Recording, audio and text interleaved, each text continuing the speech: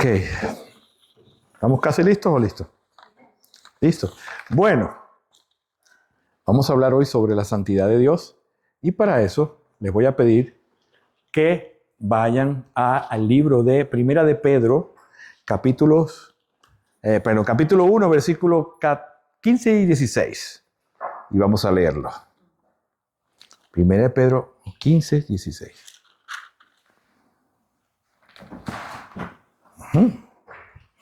Déjenme poner esto aquí, que yo con esto...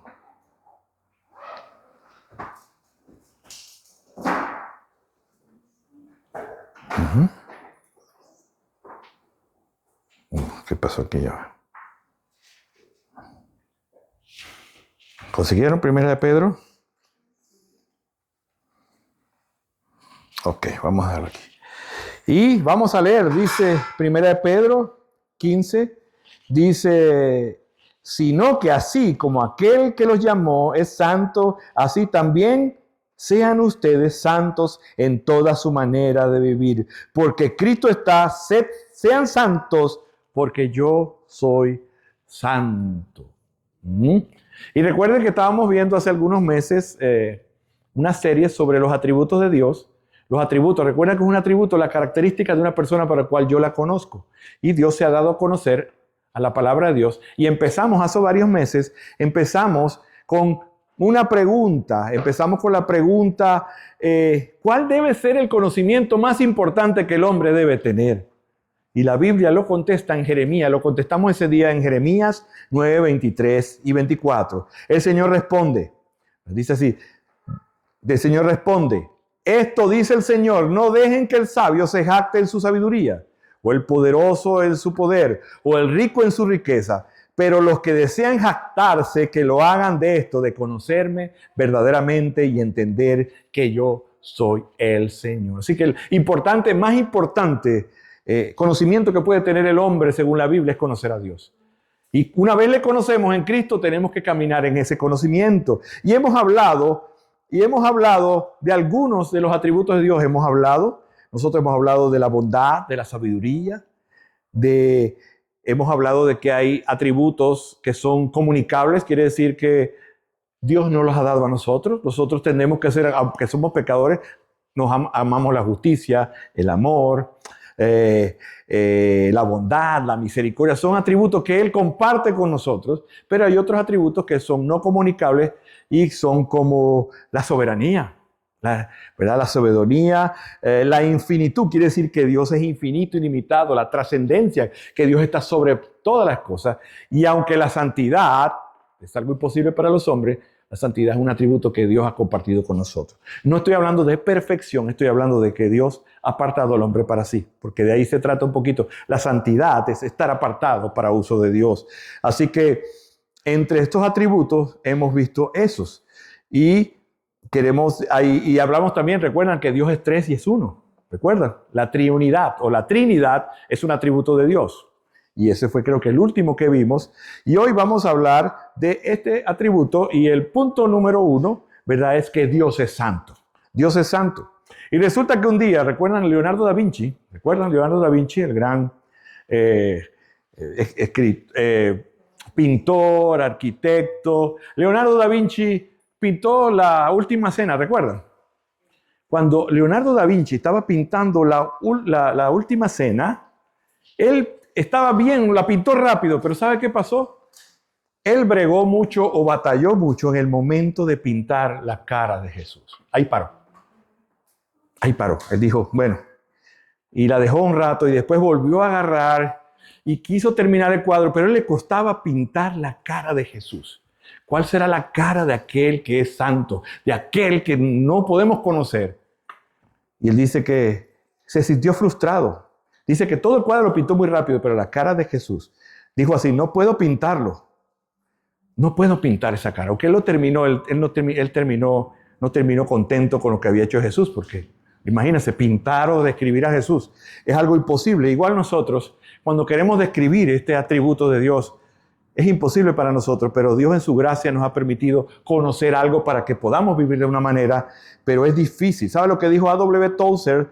Dijo, dice, amados, comprender intelectualmente la santidad de Dios en su infinitud de eternidad y no sentirse como un gusano cuando se habla de la santidad de Dios, no solo tenemos problemas intelectuales, sino una sensación de vileza. Si nosotros podemos hablar rápidamente lo que es la santidad de Dios, posiblemente no hemos entendido de qué se trata. Y esto es lo que se llama teología propia. Teología propia es el conocimiento de Dios exactamente. Y un hecho fundamental es que Dios es santo y asombroso, majestuoso, hermoso y deseable. Mira lo que dice 1 Samuel 2:2 para hablar de la santidad. 1 Samuel 2:2 dice, no hay santo como el Señor en verdad. No hay otro fuera de ti. No hay roca como nuestro Dios. La santidad de Dios es algo que solamente Él es santo. Y eso viene de la palabra hebrea kadosh, kadosh significa algo que separado, marcado, retirado de lo común. Que ser santo es que Él no es común, es fuera de este mundo. Y eso se refiere a lo que significa que Dios es santo, es fuera de este mundo, lo cual tiene dos significados, la palabra santidad. Primeramente, que es más allá, ir más allá y se levanta sobre todas las cosas. En algo más sencillo, significa que la santidad es que Dios no tiene pecado. Y nosotros cuando tenemos pecado nos cuesta entender qué significa eso. La santidad es una rectitud moral, es un honor y la verdad que solamente viene de Dios. Y en 1 de Juan 1:5 dice, Dios es luz y no hay ninguna tiniebla en Él. Eso significa que Dios es santo. Él no tiene tinieblas, hermano. Y Él es mismo parte de lo que es la pureza y todos sus pensamientos. ¿Cómo deben ser los pensamientos de Dios? Puros, santos. Porque todo lo que es Él va implícito. Es más, este es quizás el atributo más importante de todos los atributos de Dios. Y se puede hablar de importancia. Porque es lo que es Él y todo. Mire, el amor, ¿cómo es? Un amor santo. La justicia, ¿cómo es? Una justicia santa. Su misericordia, ¿cómo es? O sea, ¿cómo es? Es la corona de los atributos. La santidad.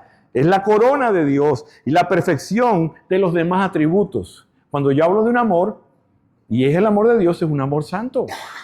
Cuando hablamos de la justicia, no es la justicia terrena, aunque podemos ser justos de alguna manera, reflejando a Dios, pero es así que Dios es santo en todo lo que Él hace y lo que es. Mira lo que dice Éxodo 15:11. ¿Quién como tú entre los dioses, oh Señor? ¿Quién como tú, majestuoso, glorioso en santidad, temible en alabanza y haciendo maravillas? Así que la santidad de Dios trasciende la corrupción de nosotros. La santidad de Dios no es algo que Él hace o decide hacer, sino Él es santo. Él es santo todas tus narices. Y ese es un fundamento muy importante. ¿Por qué? Porque hoy vamos a responder la pregunta. Disculpe que me salté la pregunta. La pregunta es, ¿cómo puedo yo vivir a través de la santidad de Dios? O sea, Dios es santo y estamos acostumbrados a ver santos, pero tristemente la religión, esa santidad no me afecta a mí. Pero si Dios es santo, yo tengo que vivir de acuerdo a cómo vive un hombre o una mujer que ama a Dios a través de este atributo. ¿O cree que no nos afecta a nosotros que Dios sea santo? Porque dice, sed santo como yo soy santo. Y algunos los han entendido como ser un religioso que usa cosas, se tapa totalmente o que tiene una regla de ser. No, un santo es una capacidad de nosotros de vivir de una manera. Y eso es lo que quiero que aprendamos el día de hoy. ¿Cómo yo vivo sabiendo que Dios es santo ahora? ¿Ok? Entonces, la santidad de Dios no es algo que Él hace, sino que es Él. Y ahí tengo un subpunto que dice gloriosa y hermosa. Y si vamos al Salmo 96.9, Salmo 96.9, habla un poquito de la santidad. Salmo 96.9.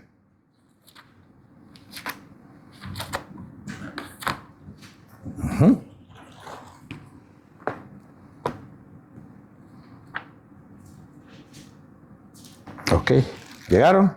Yo casi llego, 95, 96.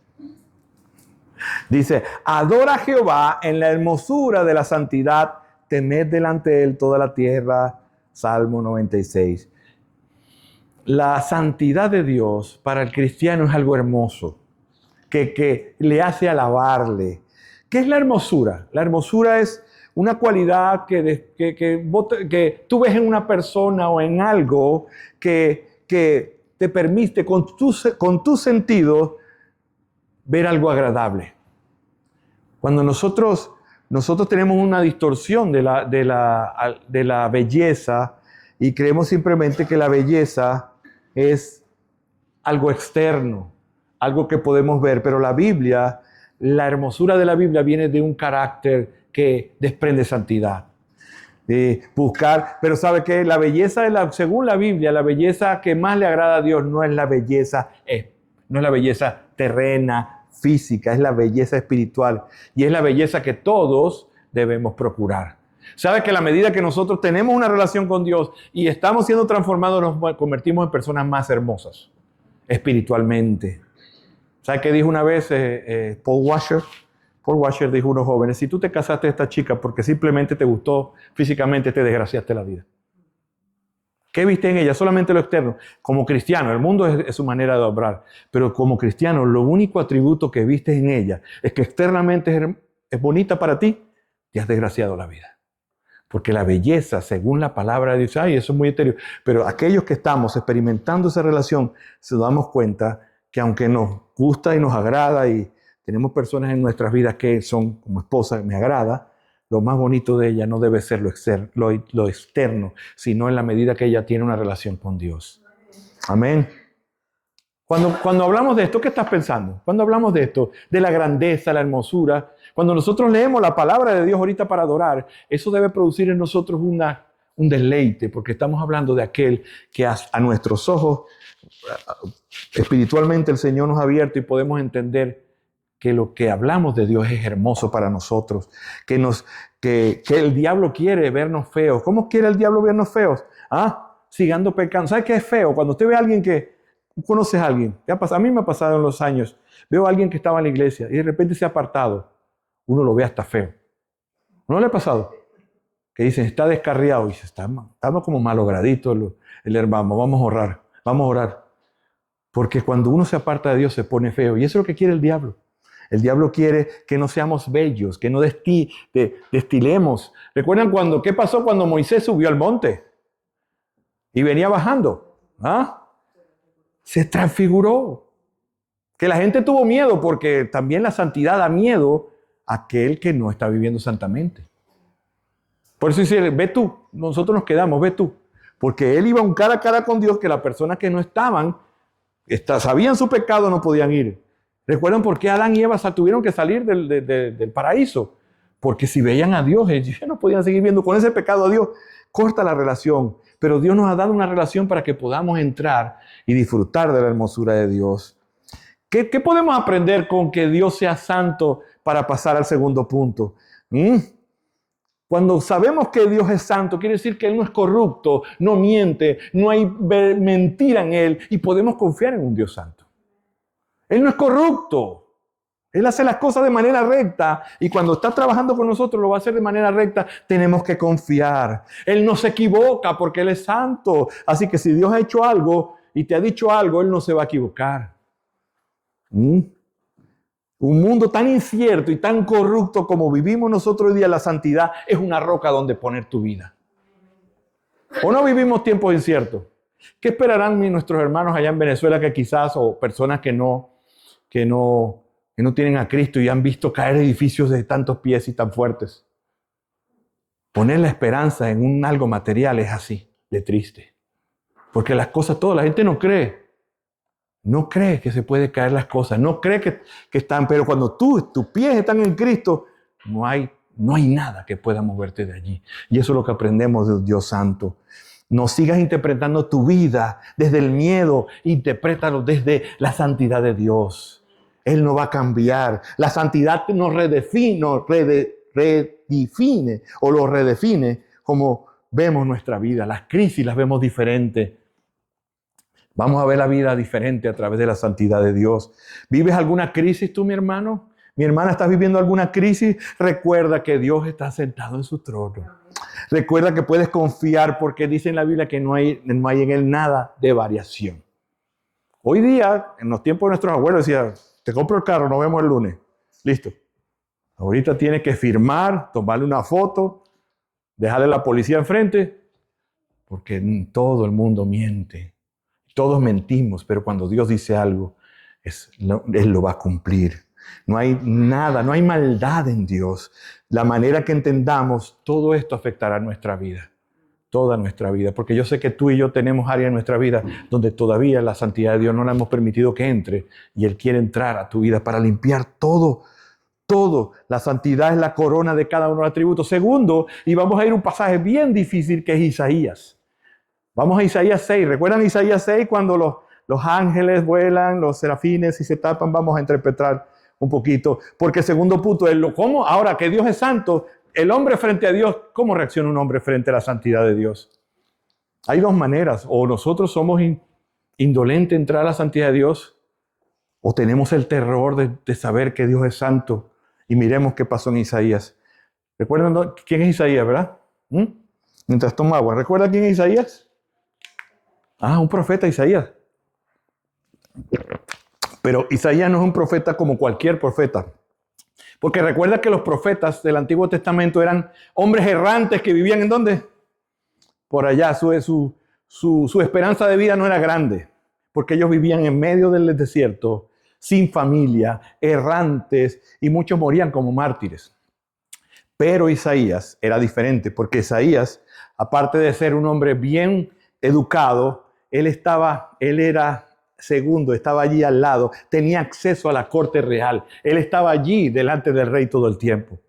Así que en una época, él se podía asociar con los reyes. De hecho, Isaías estuvo en el reinado de varios, estuvo de Judá, Usías, Jotán, Acaz y Ezequías. Pero en este momento, cuando él empieza su ministerio, vivió algo tremendo. Y vamos a ver lo que vivió Isaías. Capítulo 6, versículo del 1 al 8. Y vamos a aprender por qué Isaías tuvo un encuentro con la santidad de Dios. Ya sabemos, Dios es santo, ahora Dios quiere conseguirse con nosotros, un encuentro con la santidad de Dios. ¿Qué es lo que Dios depende de nosotros? Isaías, versículo 1, capítulo 6. En el año de la muerte del rey Usías, vi yo al Señor sentado sobre el trono alto y sublime. Dice, y la orla de su manto llenaba el templo. Por encima de él había serafines, cada uno tenía 6 alas. Con 2 cubrían su rostro, con 2 cubrían sus pies y con 2 volaban. Y el uno al otro decía, daba voces diciendo, Santo, Santo, Santo es el Señor de los ejércitos. Llena está toda la tierra de su gloria. Y se estremecieron los cimientos de los umbrales de la voz del que clamaba y la casa se llenó de humo. Entonces dije, ay de mí, porque perdido estoy, pues soy hombre de labios inmundos, en medio de un pueblo de labios inmundos habito, porque mis ojos han visto al Rey, el Señor de los ejércitos. Entonces voló hacia mí uno de los serafines con un carbón encendido en su mano que había tomado del altar de la ceniza, y 7, con él tocó mi boca y me dijo, esto ha tocado tus labios y es quitada tu iniquidad y perdonado tu pecado. Y oí la voz del Señor que decía, ¿a quién enviaré y quién irá por nosotros? Aquí estoy, envíame a mí, le respondí. Resulta que Isaías estaba empezando su ministerio, y cuando él empieza su ministerio, ¿qué pasa? El rey muere. Estaba empezando su ministerio y el rey muere. Usted se imagine en una monarquía, cuando el rey muere, ¿qué hay? Un caos. Como en un país donde el presidente muere, se queda sin cabeza. Pero ¿qué es lo que quiere decir? Dice, el Señor, en medio de todo, le quiere decir algo. Hey, el rey se murió, hay un caos, pero yo estoy sentado en el trono, el alto y sublime. Tú vas a ir allá, vas a ver el caos, la gente se va a desesperar, pero Dios le mostró una visión. El alto y sublime está en el trono. ¿Ok? La palabra aquí da para que Dios, la palabra Dios aquí es el Adonai, o sea, el soberano, el que controla, el que gobierna, está sentado en su trono. ¿Cuál es Él? ¿Cuál es el temor? ¿Cuál es el temor? Así que para parafrasearlo podemos decir este verso: en el año que perdimos a nuestro rey humano, vi al rey verdadero, al que verdaderamente controla y guía todas las cosas, sentado en el trono. ¿Será que nosotros podemos aplicar eso para nuestras vidas hoy? ¿Qué podemos estar viviendo? Y Dios dice, a pesar de esto y aquello, Dios nos permite hoy recordarnos que Él está gobernando, que Él está en su trono. Él dice, cuando nosotros recordamos que Dios está en su trono, nunca estaremos en pánico. ¿Has recordado que Dios está en su trono? Que allá, que acá, que arriba, para abajo, que el mundo está en caos. Dios nos dice hoy, yo estoy en mi trono. El rey humano ha muerto, pero la historia no depende de ello, la historia depende de mí, el soberano, el rey de toda la tierra, aquel que gobierna, aquel que controla todas las cosas. El gobierno de Dios es superior al gobierno de Usías. ¿Sí o no? El gobierno de Dios es superior al gobierno de este país. Nosotros estamos viendo la noticia en Venezuela que el gobierno hace. El gobierno de Dios es mayor que el gobierno que tiene Venezuela. Cuando todo, hermano, aplicación, cuando todo el mundo esté desmoronándose, ¿sabe qué es bonito y maravilloso saber que Dios está en su trono? Un amén, dos amenes, tres amenes. ¿Sabe que esto es una verdad que me ayuda en mis momentos de crisis? Saber que Dios está en el trono. Ayer estaba hablando un pastor que está como yo, aquí, en la misma situación. Me dice, Robertico, es del mismo pueblo donde yo. Me dice, mira, mijo, voy a ir a corte el 22. A corte el 22, un pastor. Ora por mí. Pero él sabe y me dijo, tengo una iglesia, tengo una misión, está casi como nosotros. Está un poquito más adelantadito. Pero él sabe que si se tiene que ir, Dios está en su trono. Y la iglesia sabe que si el pastor se va, Dios está en su trono y pondrá a alguien allí. Si la obra es de Dios, como le dije yo a los hermanos, Ebenezer, hasta aquí nos ha acompañado el Señor. ¿Verdad? Recuerda cuando se abrió el río, ¿verdad? Con Josué, dijo, pongan 12 piedras allí para que recuerdemos a las generaciones que vienen que Dios secó, pone que en un altar ahí, y el altar le llamaremos Ebenezer. Hasta aquí nos ha acompañado. Tristemente eso no se cumplió porque murió esa generación y no se recordó, pero nosotros hoy el Señor nos recuerda que en tiempo de crisis la mirada tiene que estar ¿a dónde? Arriba al trono. Si yo estoy mirando acá, pero Él dice, vi allá al alto y al sublime. ¿Dónde hay que poner la mirada en tiempo de angustia? ¿Dónde está Dios y dónde están sus cosas? Estoy leyendo, Él sí gobierna, el cielo gobierna. Resulta que ayer estaba leyendo una historia, pero estoy leyendo ahorita el libro sobre la desesperanza, el dolor, ¿verdad? A veces se nos olvida que el dolor es natural en nosotros. Y le leí a Pati un testimonio de una hermana que estaba muy frustrada. Mire, pastor, estoy orando, y la hermana estaba bien desanimada, hasta molesta con Dios. Y entonces, Entonces, habla con el pastor, estoy molesta, pidiendo esto, aquello, o sea, estoy peor. Y la persona hace una pregunta allí. ¿De qué ha hablado ella? De puras respuestas terrenas que Dios le... ¿Dónde ella? Dice, el problema, mi hermana, y sé que está sufriendo, sé que es verdad, pero ella ha sacado de su perspectiva la eternidad de Dios.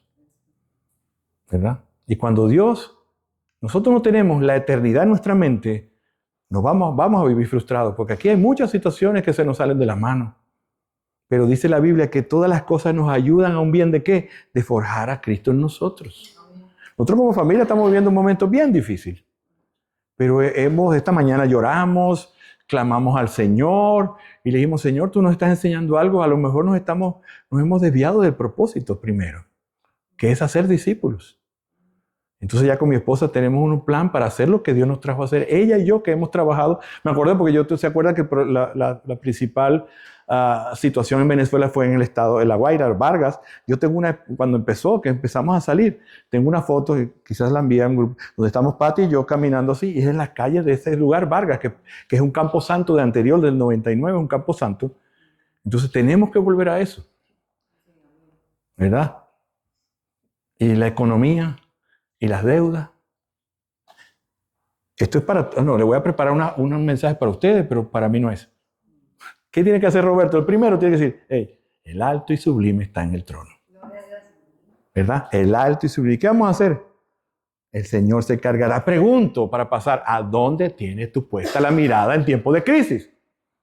¿Ah? Si la pones en el banco, en que, yo antes ya estoy viejo y ya yo no soy el de antes, dígame si me toca salir a trabajar. El alto y sublime se encargará de eso. Amén. Vamos al segundo subpunto. Un encuentro transformador. Versículos 2 y 4 dice, el profeta no solo había tenido una visión, sino que esa visión transformó su vida. Dice el segundo verso de Isaías 6. Por encima de él habían serafines, cada uno tenía 6 alas, con 2 cubrían su rostro. ¿Verdad? Estos serafines tenían 6 alas. 2 tapaban su cara, sus ojos, 2 tapaban sus pies y con las otras 2 volaban. Y ellos decían, cantaban, santo, santo, santo. Resulta que los serafines, ¿verdad? Son criaturas, no son pecadores como nosotros, pero son criaturas. Y fueron equipados con 6 alas.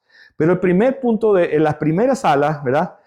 La primera ala posiblemente era porque la majestuosidad de Dios, ellos, aunque no tenían pecado, ellos se cubrían su rostro en una actitud de reverencia. De respeto, de honra, se cubrían su rostro. No por el pecado, no eran pecados, pero eran criaturas. Cuando alguien se cubre, está aceptando que ese es majestuoso, que es respetuoso, que Él es del todo y nosotros somos criaturas. Pero dice que el segundo par de alas cubrían los pies.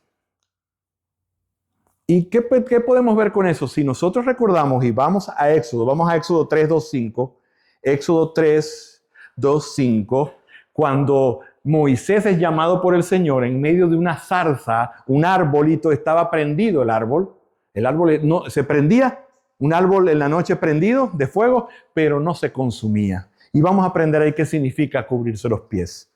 Dice Éxodo 3, 2, 5. Y el ángel del Señor se le apareció en una llama de fuego en medio de una zarza. Al fijarse Moisés vio que la zarza ardía en fuego, pero que la zarza no se consumía. Entonces Moisés dijo, me acercaré ahora para ver esta maravilla, porque la zarza no se quema. Y cuando el Señor vio que Moisés caminaba, dijo, hey. Le llamó a Moisés, Moisés. Le dijo, Moisés, Moisés.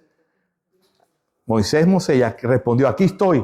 Entonces le dijo, no te acerques aquí, quítate las sandalias de los pies, porque el lugar donde estás parado, tierra santa es. Dios le ordenó a Moisés que quitara su zapato, porque estaba parado en lugar de su presencia. El suelo estaba santificado por la presencia de Dios. Y el acto de quitarse el zapato es un símbolo de reconocimiento que somos terrenos y Él no es terreno. Somos terreno. En ocasiones los pies humanos en la Biblia significan, les dicen los de barro, llenos de barro, porque está reconociendo que los pies son de una criatura formada por aquel que es santo. Y aunque los serafines no son de tierra, ellos cubrían y no tienen pies de barro, ellos cubrían para reconocer la presencia de Dios. Es el respeto de estar delante de Dios. Y dice, con el otro par volaban. Versículo 3, y el otro daba voz y decía, santo, santo, santo. La palabra santo, kadosh, ya hemos dicho, santo, cuando se habla santo, santo, santo, es una cosa que se dice en griego, en hebreo, perdón, que es un trisagio, que es 3 veces.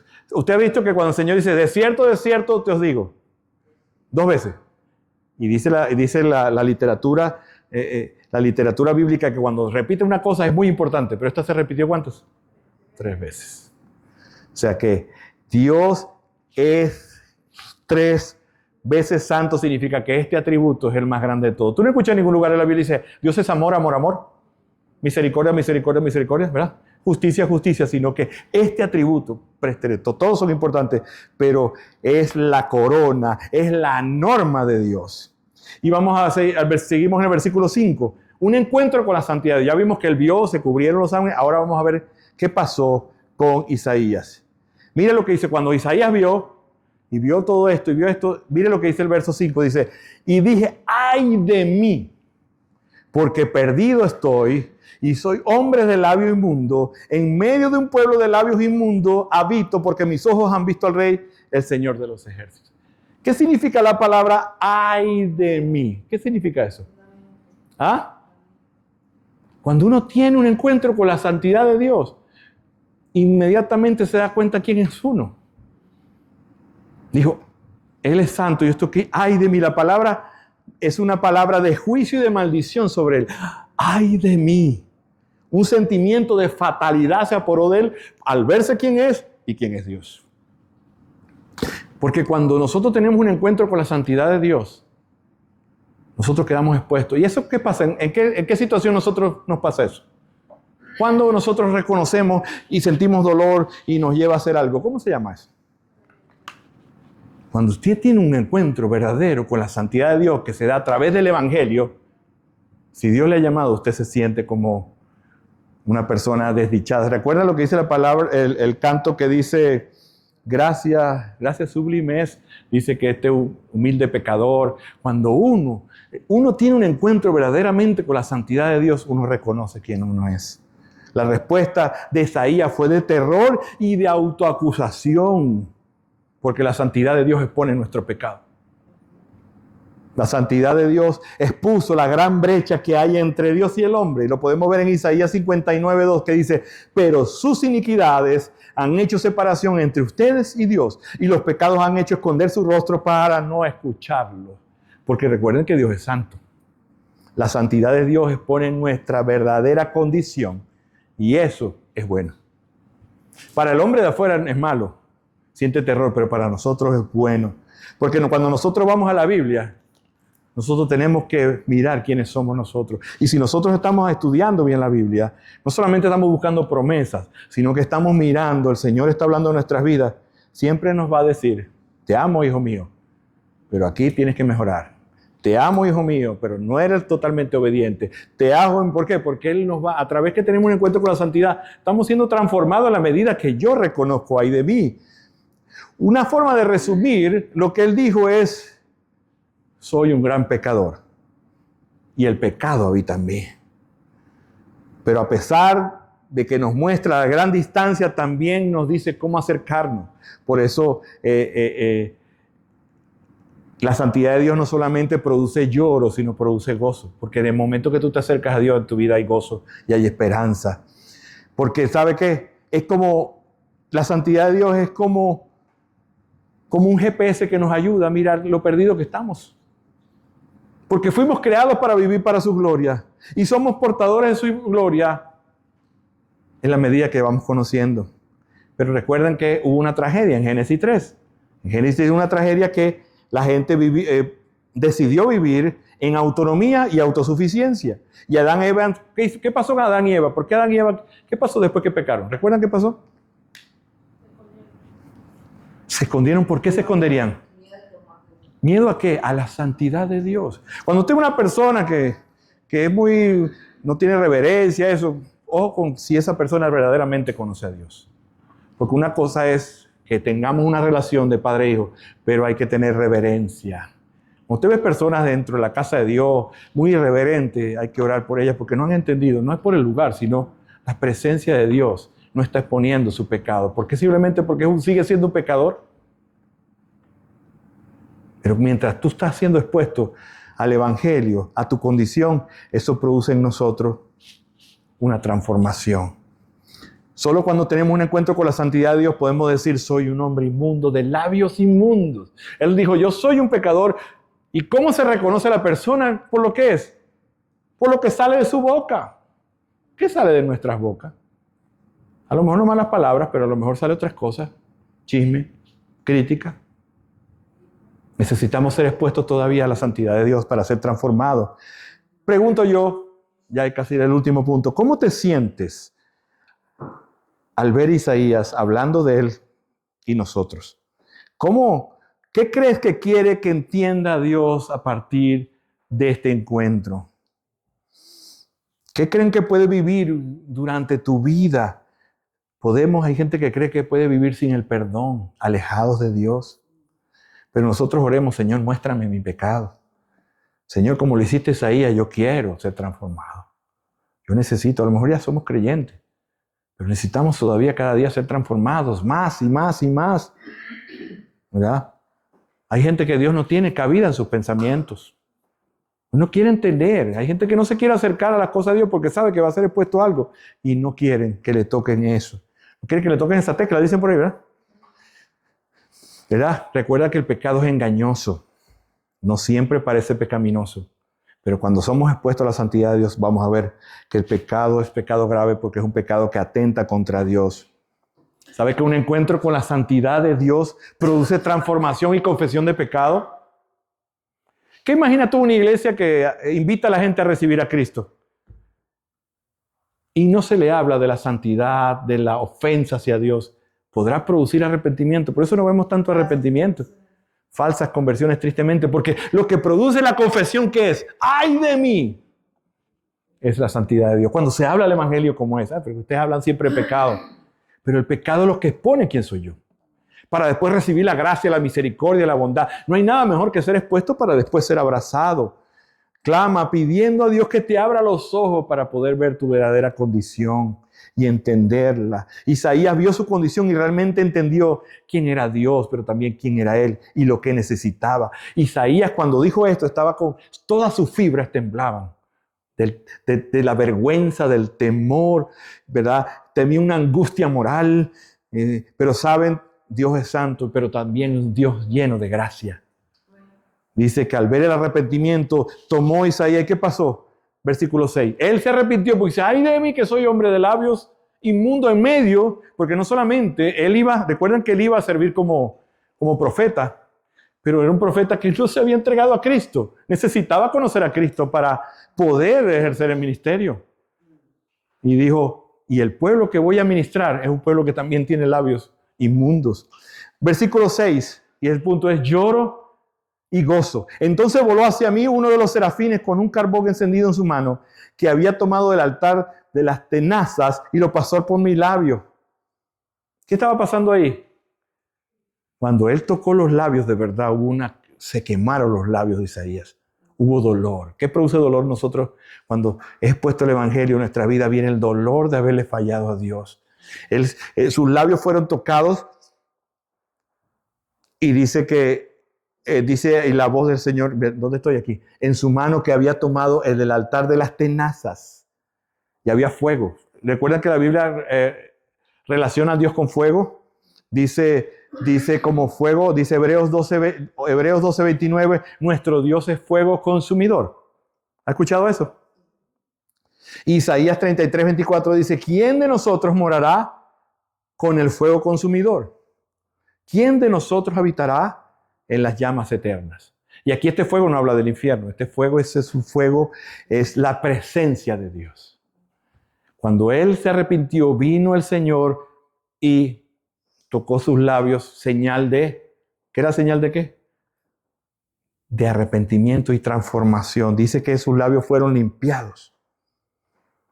¿Verdad? Dios le habló a Moisés en la zarza prendida. ¿Qué significa esa zarza prendida? La presencia de Dios. No es el infierno eso que habla de ese fuego.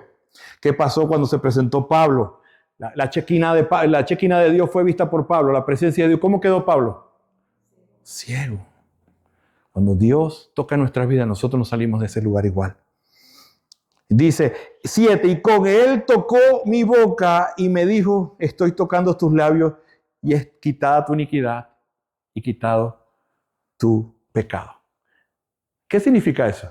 Cuando tenemos un encuentro, él tuvo un encuentro con la presencia de Dios, sintió dolor, se arrepintió y después Dios, ¿qué hizo? Extendió su gracia y ¿con qué lo relaciona esto? Cuando dice, y es quitada tu iniquidad y perdonado tu pecado. ¿Qué estaba pasando en la vida de Isaías? Isaías estaba siendo salvo. Y este carbón encendido, cuando es tocado los labios, nada más y nada menos que es el Evangelio. Jesucristo en la cruz del Calvario, tocando al pecador y restaurándole. Dice, fue purgada tu boca, fue purgado, has quedado limpio. ¿Cómo representa a Cristo el carbón ardiendo en el altar? Cuando Cristo llega a la vida de una persona y la toca, es semejante a este carbón encendido. Nunca nadie viene a la majestad de Dios sin ser devastado. Hay gente que conoce a Cristo y se sigue riendo y sigue... No es que tienes que llorar y hacer un drama, pero uno se siente devastado, quebrantado, y naturalmente hay un gozo por conocer a Cristo, pero dice la Biblia que Él no desprecia un corazón contrito y humillado. Y cuando somos expuestos a la santidad de Dios, realmente somos... la verdadera salvación es dolorosa, pero también gozosa, porque soy perdonado. ¿Has tenido un encuentro con la transformación, con esto? ¿De qué manera necesitas ser refinado por el fuego del Señor? ¿Qué debemos cambiar para poder nosotros tener entendimiento profundo y de respeto a la santidad de Dios? Último punto, la santificación en la vida diaria. Tengo 5 minutos para terminar. ¿Ok? ¿Me ayudan? Porque escrito está, sed santo como yo soy santo. Entonces la verdadera santidad empieza con un encuentro con Dios. No se puede ser santo sin tener un encuentro como lo tuvo Isaías. Cristo es nuestra santidad. Dice, pero por obra de Dios están ustedes en Cristo Jesús, el cual hizo para nosotros sabiduría de Dios, justificación y santificación, dice Primera de Corintios. Se me perdió la cita. Cristo es nuestra santificación. Así que cuando Cristo llega a nuestra vida, somos santos. Pero ahora que soy santo, yo necesito vivir de una manera, ¿verdad? Dice, ser santo, algo imposible sin Cristo. Santo no significa perfección sin pecado, significa que yo debo vivir apartado para Él. En Cristo nos dio santidad posicional, somos santos, pero ahora tenemos que caminar en santidad, porque la santidad es el eje de la vida del cristiano hoy día. Vamos a ver, ahora ya somos santos llamados a incluir la santidad. Entonces, si eres mecánico, santo. Si eres ama de casa o una ama de casa, santa. Si eres estudiante en tu lugar de trabajo, tienes que mostrar la santidad. Si eres todos, en cada área de nuestras vidas tenemos que vivir. Es un llamado, un valor, un compromiso. Dice la Biblia, la santidad Dios nos exige vestirnos de una manera diferente. Dice, ya se va a meter con la religiosidad de que esto no y aquello. No, estoy hablando de cómo estás vistiendo tu alma.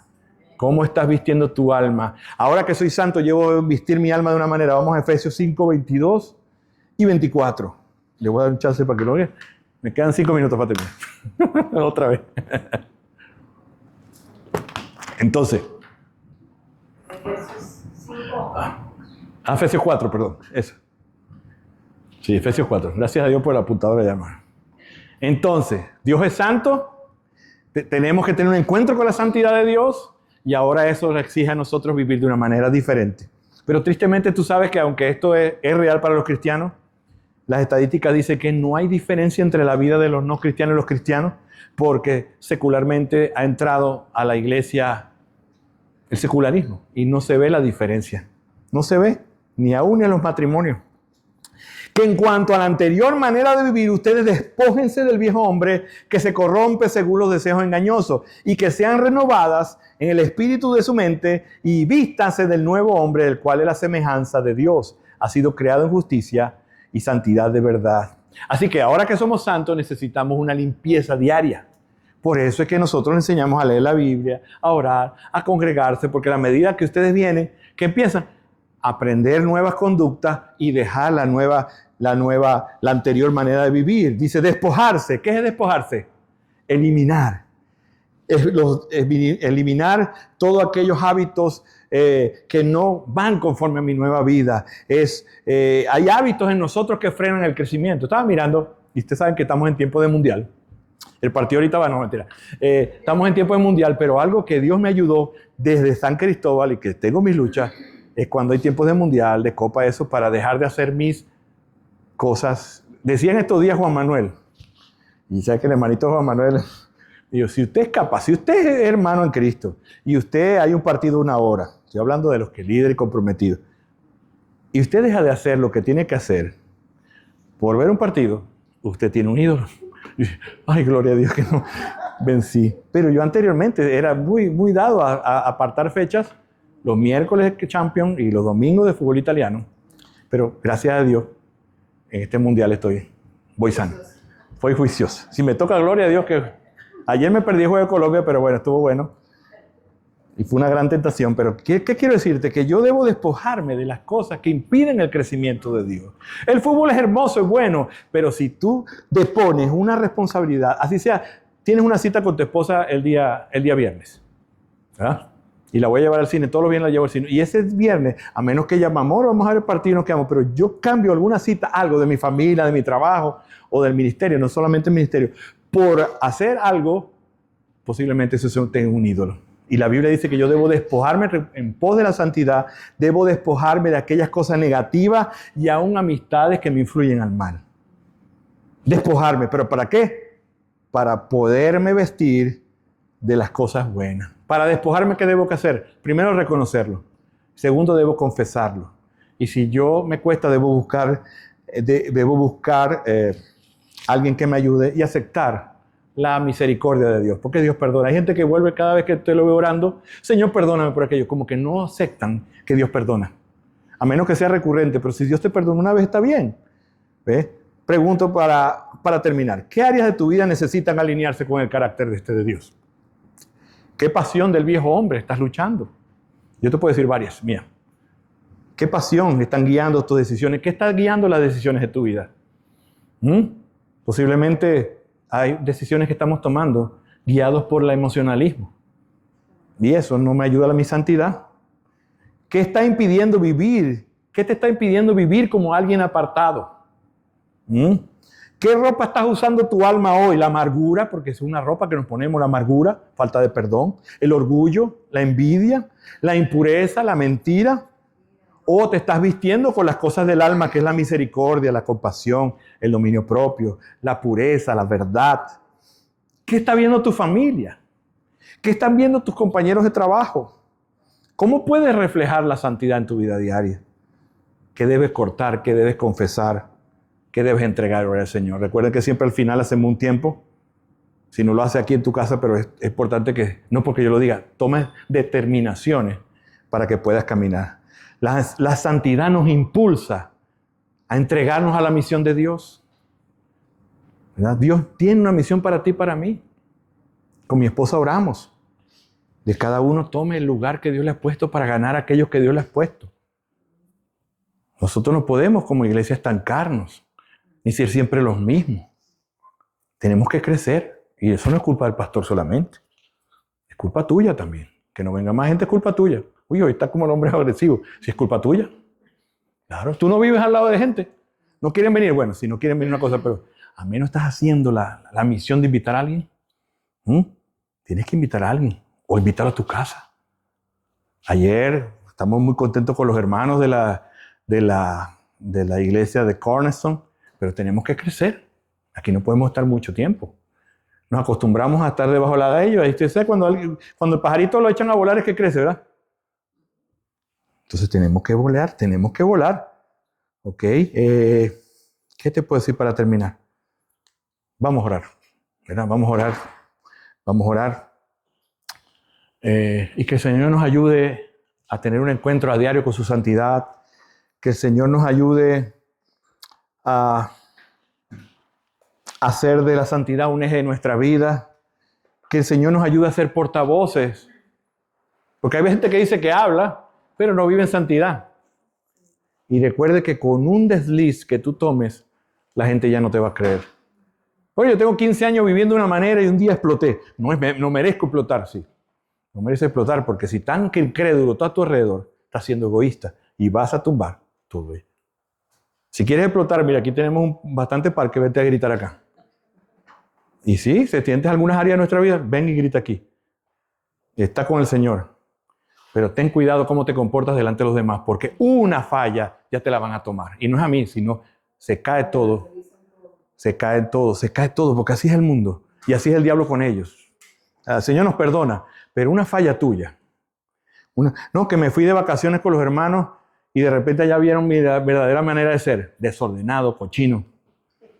Dígame, que disciplinado y discipulado si es un cochino. No, nosotros ya no vivimos para nosotros, hermano. Debemos vivir para aquel que nos haga.